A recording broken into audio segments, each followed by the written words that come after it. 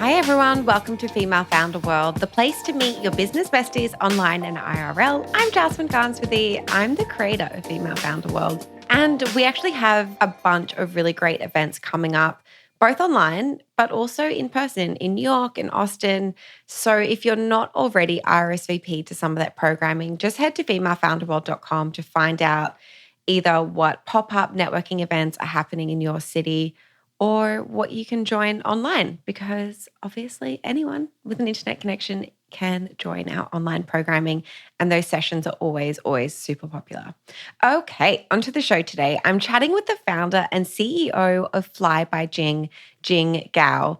They're a Chinese food CPG business best known for this really delicious Szechuan chili crisp. And Fly by Jing's pretty buzzy. If you're on the food scene, you definitely have heard about them, read about them, seen them on TikTok or Instagram, or covered in press. Like Jing is an absolute pro at getting her business covered in the media. And we're going to get into that in the episode as well. She actually launched Fly by Jing with a Kickstarter campaign and shares some really interesting insights on how to game the Kickstarter algorithm, which will be great for anyone who's interested in crowdfunding. And then in her second year, she 10x'd the business. And today she's leading a team of 20. And I think they've doubled the business this year.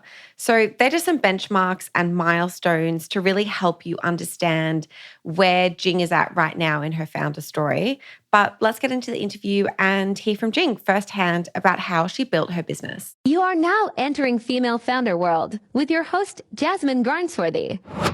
Jing, welcome to Female Founder World. It's so great to have you. Thanks for having me.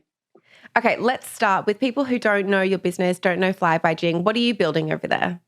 So we are a premium all-natural Chinese food company. We are known for our line of condiments, especially our hero product, Szechuan chili crisp, which is a spicy, crunchy, hot sauce that you can put on pretty much anything. And the flavors are inspired by my hometown in Sichuan. I love that. We're going to get into all the details about how you've been building the business, but I think that your backstory is super interesting as well, because this isn't your first business, and you're someone who went to business school, you worked as a brand manager for a few years, and then you opened a restaurant. And I want to understand how somebody opens a restaurant at the age of 25 and how all of that came to be. Yeah, so it kind of starts at the very beginning. So I was born in Chengdu, grew up moving around a lot because my father's job, and we moved to a different European country almost every year of my life. And I kind of, lost touch with my cultural, identity side of things. And so I didn't really realize that or reconnect with that until I found myself in China in my 20s. And that was accidental because I moved there for a job and started out as really just exploring the incredible flavors and foods, turned into kind of a personal quest to, reconnect with my roots through those flavors, which then turned into wanting to shine light on the really complex, culinary heritage of over 5,000 years that I felt like was completely misunderstood outside of China. And I wanted to, kind of shine light to it and put it on the pedestal that I felt like it deserved to be on. And so eventually I quit my job and I opened a restaurant in Shanghai, which ended up, winning some awards. And it was one of the first fast casual modern Chinese restaurants in Shanghai, and made it onto things like the Wallpaper Guide to Shanghai, the New York Magazine, and Monocle. So it was really fulfilling kind of my mission to show people what Chinese flavors could be. It was all natural as well, and really sustainably sourced ingredients. Wow. How does somebody start a restaurant I think I've got noted down here that you were 25 at the time. I just thinking about what I was doing when I was 25 and I was not opening a restaurant that was getting featured in New York Magazine. How did that happen? I was already at the time blogging about Chinese food, and, not many people were doing that in English at the time. And so I was, gaining a following and was able to meet incredible people in that process, including celeb chefs who would come to China, and I would, take them around to eat and be on their TV shows. And so just one thing led to another, and I kind of felt that mission building inside of me to want to, devote myself more to Chinese food and Chinese food culture. And so I quit my job at the time, not knowing what I was going to do. And I happened to meet my business partner at the time, and he was from quite a wealthy background and wanted to open a restaurant, but didn't really know what to do. And I had the idea and like kind of the drive to make it happen. And so we partnered and ended up opening the place about a year and a half later. Very cool. Okay, so how did you kind of move out of that business? I think that, for folks who maybe they're in their first business now, what are some of the lessons that you learned about protecting yourself and structuring a business partnership that you learned as that kind of partnership ended? Yeah, I think I was really glad that I was so young when I did that project, because you obviously learn a ton of lessons from your first business, and this is now something that after having spoken to so many founders, it's a very common story, with kind of conflict with partners. And I think at the time I was super naive, did not protect myself properly legally. The company was funded by my former business partner's father, who had a lot of money. Yep. And, he sat on the board, and, I didn't make sure that, I was kind of legally protected as a partner in the business. And so even though I put in, disproportionate amount of work and got it to the success that it saw, it was exceptionally easy for them to kind of push me out of the business when they thought that they didn't need me anymore. And so that's kind of, what happened. And unfortunately it is so much more common than you think. Right. And for a variety of reasons, but in this case, it was like a case of, ego getting the better of somebody, and them feeling like, they wanted more attention for the business. And so I found myself, 2.5 years in, after having poured everything that I had into this. And also the other thing is I didn't take a salary, which is a big learning, right? I think, especially when you do have funding, like obviously when you are bootstrapping, it is difficult to take a salary. But when you do have funding, and, I was on a very different economic ground as my business partner. He had, no issues. His whole lifestyle was paid for, and he did not worry about getting paid. But I made those sacrifices and had to kind of support myself in the interim. So I had side hustles. I had Airbnbs that I was running, and oh, wow. That was how I kept myself afloat. And also living off of savings. And so that obviously is another lesson. And I ended up, leaving the business 2.5 years later, where they kind of forced me out and lost everything, and never was able to kind of recoup even the time that I had spent in the 2.5 years prior to that. Wow. Yeah. And so I knew that I was going to be outmuscled in terms of like legal capacities and financial capacities. And so I just left it behind. And, I was 27 and obviously devastated, because I felt like I had lost my baby that I had built, and, had poured every part of myself into. But the only way forward that I could see was just to move on, and move on as quickly as possible. And so, that ended up leading me to Fly by Jing. So grateful for the entire journey, but it's some painful lessons along the way. How does somebody I just like the resilience and the conviction in yourself that it must have taken to go from that to launching another business independently? How do you have that mindset, or how did you have that resilience? Is there a practice? Did you just have like this innate belief in yourself? Because I think that's, not everyone has quite that dramatic a story. That sounds horrific. But I do think a lot of founders, their first, second, third ventures don't work out, and they kind of have to keep picking themselves up and do the next thing. How did you do that? Mm-hmm. I think the process, what it was that experience of running that restaurant, it felt like, real life business school, right? And I Mm, kind of chalked it up at the end to the tuition that I paid was my yeah. time, right? And I didn't have to, pay for business school. I mean, I paid with my energy and my time, but I learned a ton throughout that journey. And I also knew what I was capable of now because I built the whole thing. It was my vision. I was able to bring it to life. And as I said, I contributed a disproportionate amount to that business. And so that gave me the confidence to, even though it was like very traumatizing, it gave me the confidence to move on because I knew that if I could do this, I could do something else even better. And, it also drove me to really own what I was doing and, Mm.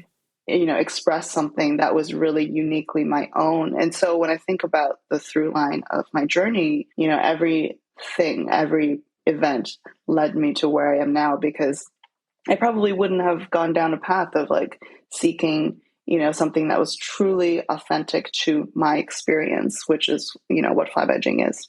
And then you went and worked for a really well-known chef at a restaurant. You started doing your own kind of pop-up dinners. How did you get to the place where you noticed a gap in the market where you wanted to create a product like Fly by Jing?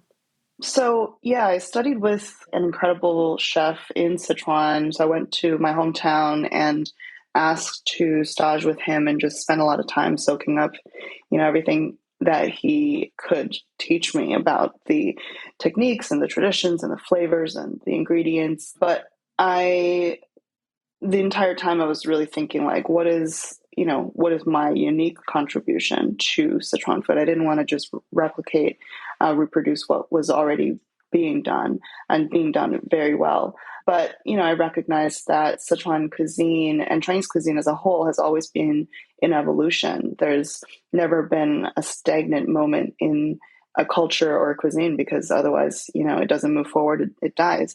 And so it has always been a hallmark of the cuisine. So it gave me kind of the confidence to, do my part in pushing it forward in my own way as well. So I just started, cooking with some of these ingredients, which I think Sichuan food is known for its flavor profiles, and the flavors are so applicable across different canvases, right? So as long as you are really, mastering the balance of the flavors, you can apply it to so many different ways. And so I just started experimenting, doing pop-up dinners with other chefs at their restaurants, started an underground supper club in my place in Shanghai. And Amazing. yeah, so it was super fun. And, the word started to spread and people would invite me to go and do the dinners in Japan and Australia, New Zealand, and New York You're and saying this like LA. it's so casual to just start a supper club where you're getting invited to dinners all over the world. That is amazing. It was really, really fun. And, I was constantly on the road. I was taking these ingredients with me and, just having a lot of fun and saw how people reacted to these flavors. And it was instant kind of resonance. And I think people really loved it, but had no idea that it even existed and Mhm. had no access to it either because these ingredients and these flavors were just not available in those markets. It was not available anywhere because it was kind of because it was unique to my way of cooking, right? And so Yeah. even in Sichuan, even with my family members, they would enjoy the flavors, but be like, "Oh, that's interesting. I've never tasted that before." So yeah, so I think that was the process where I really started to see a gap in the market and that people just, there was this demand but no supply. And so Mhm. I started to think more deeply about how do I make these flavors more accessible, more available, and scale it up. And so I started to experiment with batching some of the sauces I was making and bottling it and started by giving it away to friends and family, but eventually started a little online shop in Shanghai and sold it to local retailers. And that started to take off. But, I was making everything in my kitchen at home. So it was very, very small batches. And then, I think I realized because I was working in food media before and I was quite aware that media in the US really does color the way that the world sees a lot of things, right? And, Yeah. if I wanted to change the perceptions about Chinese food and the way that people view the food, the culture, and the people, you kind of have to start in the US. And so I decided to come to the US and check out what the market was like here. And what I saw really shocked me. There was very little, in terms of Chinese flavors, Asian flavors. It was just such a barren landscape, and it was very surprising to me because Chinese food is very dominant actually in the US. There's 50,000 Chinese restaurants here, which outnumbers McDonald's, Starbucks, Burger King, everything combined. And yet there is such misconceptions and such prejudice against Chinese food, where people think that it's low quality, unhealthy, and deserves to be cheap, and it's not worth paying for. And so that was kind of what I wanted to change and address with what I was going to do next. You kicked off the business with a Kickstarter campaign. Obviously, anyone who's listening to this who has tried to create a physical product knows that those MOQs are no joke. It is expensive getting something off the ground. What are some of the lessons that you had around the Kickstarter that helped you kind of hit your goal and then end up actually beating your goal? Yeah, so Kickstarter, I recommend to a lot of founders when they're starting out because it is such a great platform for just, gaining some initial momentum behind what you're doing, seeing whether there is an appetite for it, proving out a proof of concept, and doing it in a way that's pretty low risk because I think Kickstarter, it's, unlike a Shopify store or some kind of e-commerce platform, Kickstarter, there's an understanding that, if you're supporting a project on Kickstarter, you're supporting the entrepreneurial journey, and there's a lot of mishaps along the way. And so there's not an expectation that like you will even get what you pay for. So it kind of is much more friendly to people who have really big ideas. And there's a whole ecosystem on Kickstarter. There's a lot of people who are out there who really love to support entrepreneurs and new ideas that are part of that community. And so you're tapping into a community that's already built in.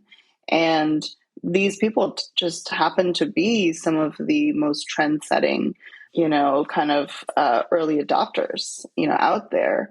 So you want those people to find you and to support you and to spread the word about you. So there's a lot of, Kickstarter offers a lot of tools and resources to help you create a successful campaign.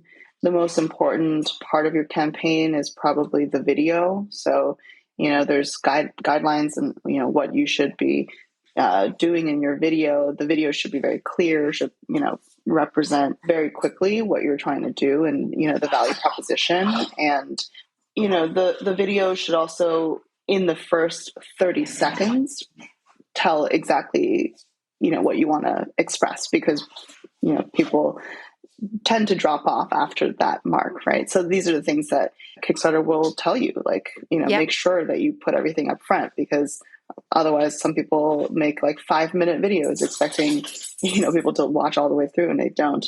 So video is really important. The way that you tell your story on the page is really important. Think of it as like a landing page, like for your product. Like it's a one-page website for your product. So how do you want to present yourself? And then the offerings is really important. So the different tiers that you offer, you want to make sure that there's something at the $25 price point because that's like what the majority of people on Kickstarter will back at.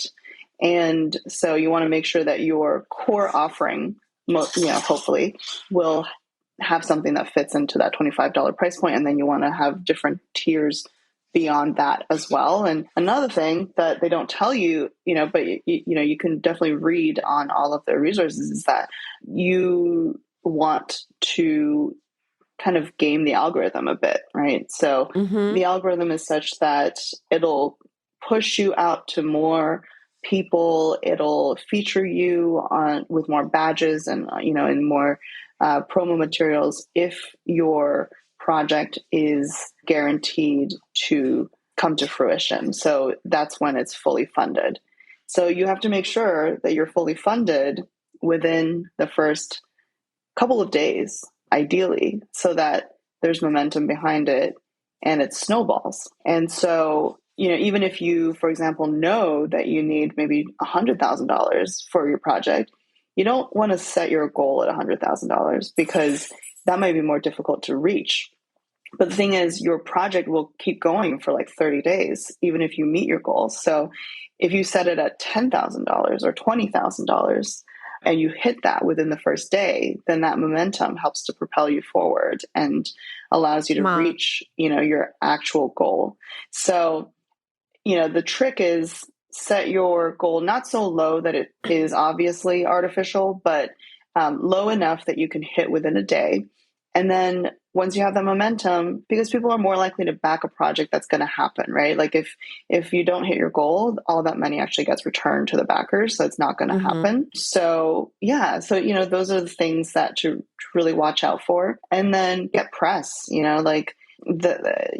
for me, the reason why I was fully backed within 24 hours was because we were featured in the New York Magazine and in Savor Magazine and Tasting Table, so another blog, on the day that we launched, and that brought a ton of eyeballs, and then in addition to your own network is what you really need to get you there.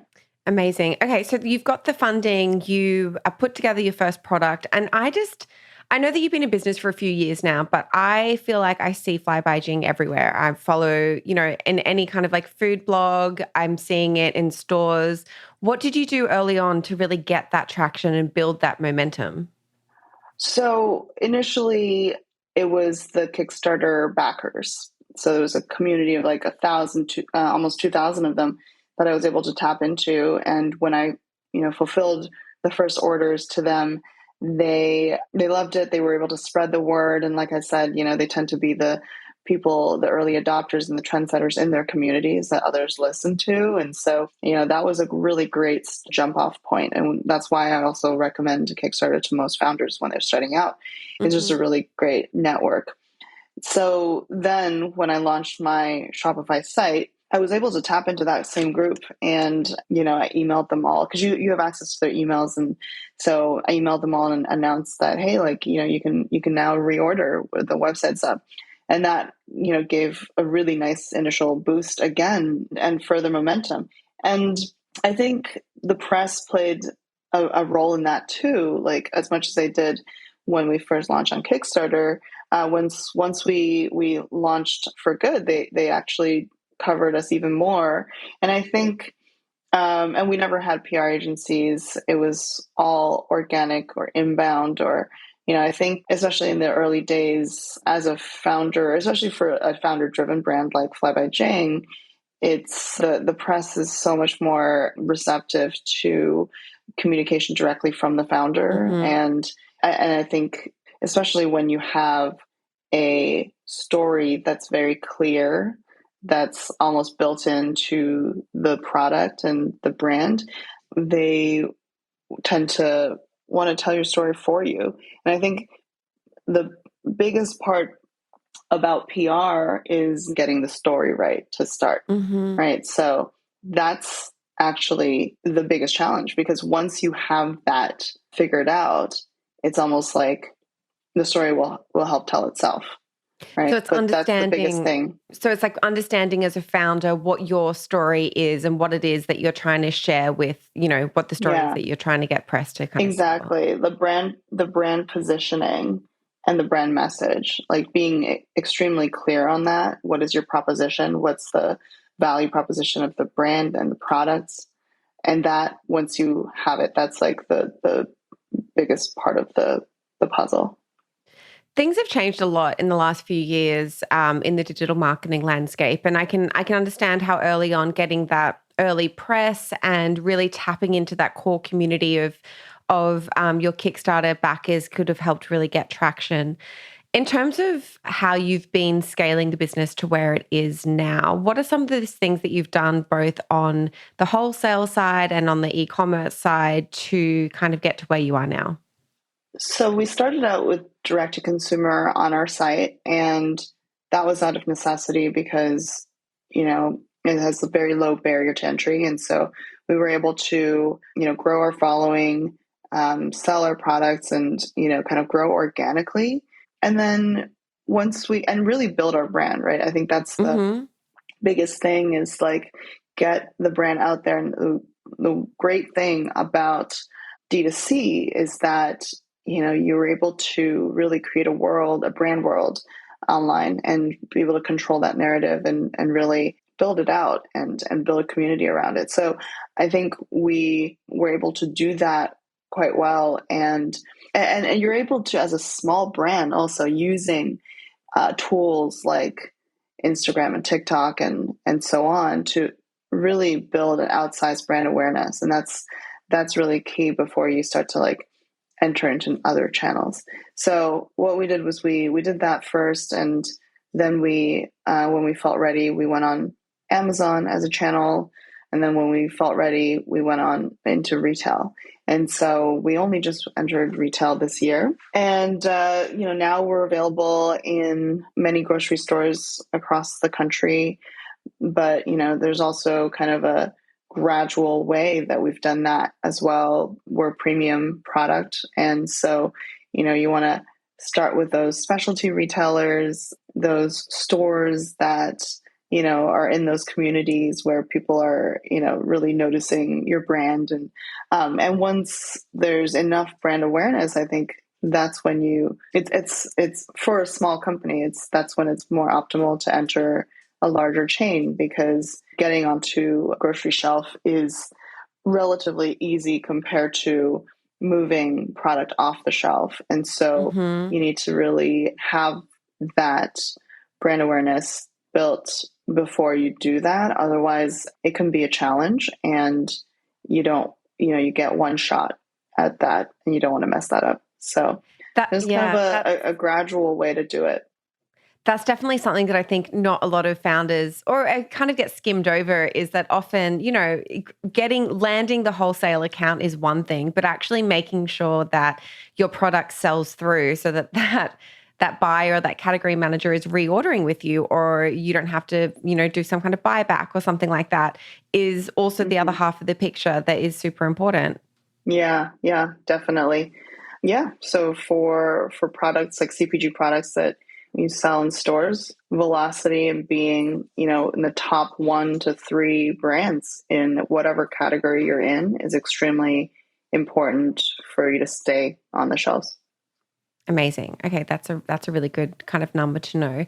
Are there any milestones or metrics or anything that you can share with folks to help them understand kind of where the business is now and the growth that you've achieved over the last few years since you launched? So when we first launched, we had no financial backing. It was completely bootstrapped, and I had to rely on just mostly word of mouth. We had no budget. We couldn't even hire anybody. So it was just Mhm. me doing pretty much everything. And then, but it was like pretty solid organic growth every like month over month in the first year. And then when COVID happened, I think, for a lot of small businesses, particularly food and D2C food, we actually did see a tremendous amount of growth as people started to cook at home for the first time and, realized Yeah. that they needed some help with bringing those flavors to their home cooking. And so we ended up 10xing our business in our, second year, which Wow. started to gain a lot of attention for us because also we were, like I said, like one of the first modern Asian food brands to launch in the US. And so that got the attention. And I think a lot of other brands with similar ethos came out of the pandemic as well. And, I think we were able to carve out that space for us and help to create more space for other brands like us as well. And so with that, there's like this momentum that has been really great over the last few years, like carrying us and other brands forward. And so, we ended up attracting investors as well in 2021.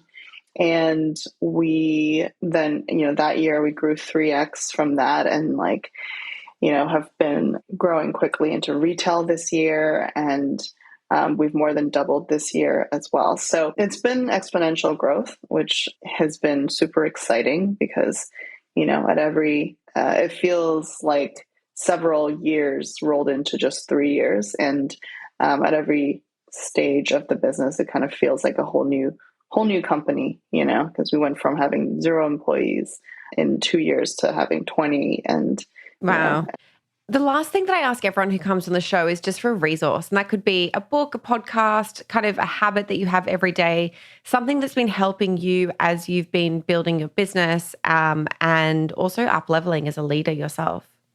Well, I love resources of all kinds. I think podcasts, ones like this, I listen to, whatever niche that you're in, there's going to be a podcast about it. So, there's food CPG podcasts, and there's so many out there. So I love to listen to people's stories, people who are further along than I am, and, understanding that every mistake has been made in the book. And so hopefully you just try to make less than, some others, and people have done all of this before. Nothing's really new. And so, you can put your unique spin on something, but there's common pitfalls that if you can avoid will get you there, get you to your goal that much faster. And then books as well. I think so I went through Techstars for Fly by Jing, and while it's a kind of an incubator or like a tech accelerator. And while I don't think CPG and food companies are suited for an accelerator like Techstars, because they're much more like tech platform oriented, the most helpful thing I learned from there was like how to raise money, like what a CEO really should be doing, and how to scale, like how to think about scaling. And the most helpful resource there was this book called Venture Deals. So I would recommend, anyone who has to raise money for their companies, and again, not every company I think is venture backable, but it's still really helpful to understand like how investors think, how to capitalize your business. So it's called Venture Deals. And then the other thing is other founders. Like that's the most helpful resource for me by far this entire journey. And there's so many ways to get in touch with them. There's communities. You can form your own communities.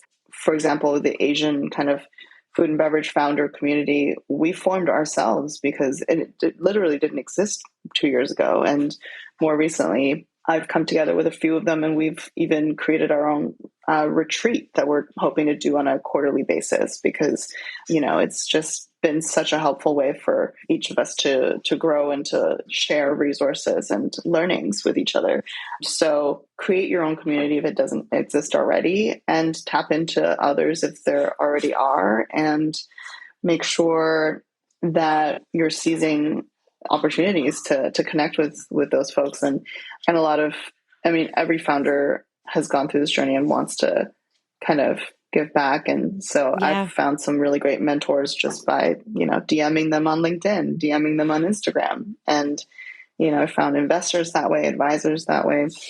So just not being shy to do that. Yeah, I think that's great advice. And a shameless plug here, we have a community on geneva.com for female founders who are building consumer brands that is free to join. And I'll put the link in the show notes if anyone wants to come to that. We do founder AMAs, workshops, and it's just like a very active, very fun, very helpful space if anybody's looking for their people as well.